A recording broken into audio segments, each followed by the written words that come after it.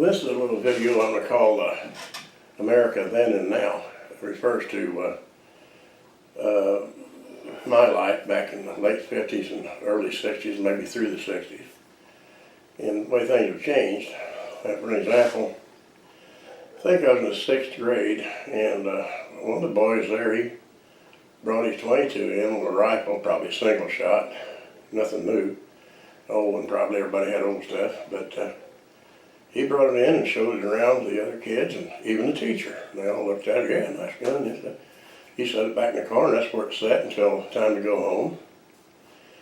He picked it up and put it on the bus, and away he went, went home with it. And nowadays, you can imagine what would happen now. Just absolute chaos. I know it's happened already before. Even one of my relatives kind of got in a jam that way, but then he was sort of a problem child, so we can't count that too much as a standard. But anyway, that's one thing. Then another thing, the way the gun laws have changed. Yeah, I'm kind of on guns right now, but it'll get off there in case you don't like the subject. Anyway, they have the laws against the sawed-off shotguns. I'm talking about the ones that are that long, the stock cut off barrel. Well, me and my brother, we had two different ones, and they weren't double barrels, they're single barrels, but they weren't very long. In fact, one of them was cut off just barely past the wooden forend. I thought to myself, if I had my hand a little over the edge of that, I might get a pretty good powder burn off that deal.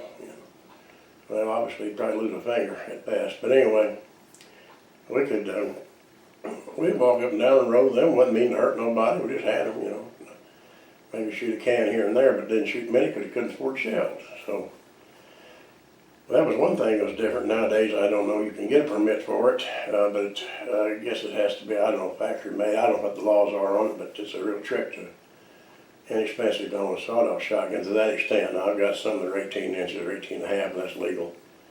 And the stock's a full size and all, but back then, well, that wasn't hardly an issue.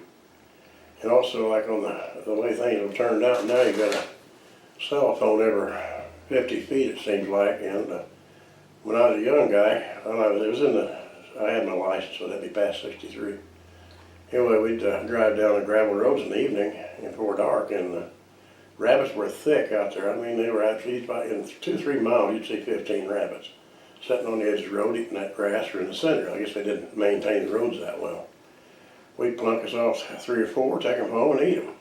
Now today, you get called in on them, they hear a gunshot, damn, the cops are all out there for any reason. And I can understand because there's so much violence going on now, you don't want to take any chances. But back then, partly due to the fact there wasn't as many people, that always cuts down on problems. The fewer people, the less problems you do have. But anyway, back then we could do that. And people nowadays will say, well, you can't eat them rabbits anyway because it hasn't been throws outside. It killed all the germs. Oh, well, no, that's not exactly true, because if they had a wolf in their neck, that's a larva for some kind of a fly, I don't know, bot fly, whatever it was.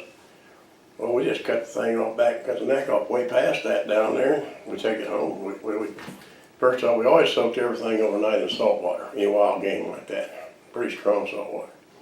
Then the next day you rinse it all off so it wasn't too salty. And the main thing is you don't want no rare rabbits. You want fried well done in those circumstances, because that way you fry it all the way through and get it good and saturated with heat all the way through. You ain't gonna get some kind of rabbit fever or whatever it is.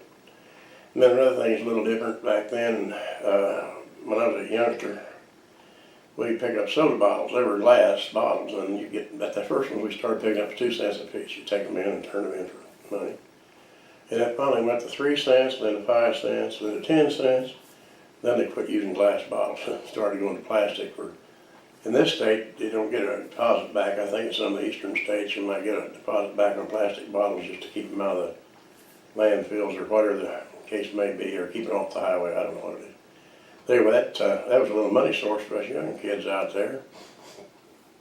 And that was one of the things that are different. Nowadays everything's I guess beer bottles still a glass and everything, but most of the soda bottles and everything all went to plastic or aluminum. Now then you can save aluminum, but the price doesn't down so much on that your chances are you're going to make too much on that.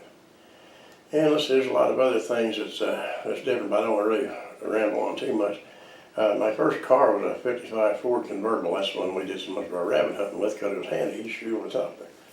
But anyway, when I first bought that car, it's 55 model. I bought it in 63. It was $125. And nowadays, you can't find an 8-year-old car for $125 unless it's in the junkyard and all the parts are already been taken off of it. So that's another thing different. The economy is somewhat different and everything from what it used to be. And so this is basically just a little deal on the differences in my life particularly. And some of you guys can refer, well, what do you call it? You can associate yourself with that because maybe you're older, but some of the younger guys, it's merely a bunch of rambling on to them because they can't understand anything about all that.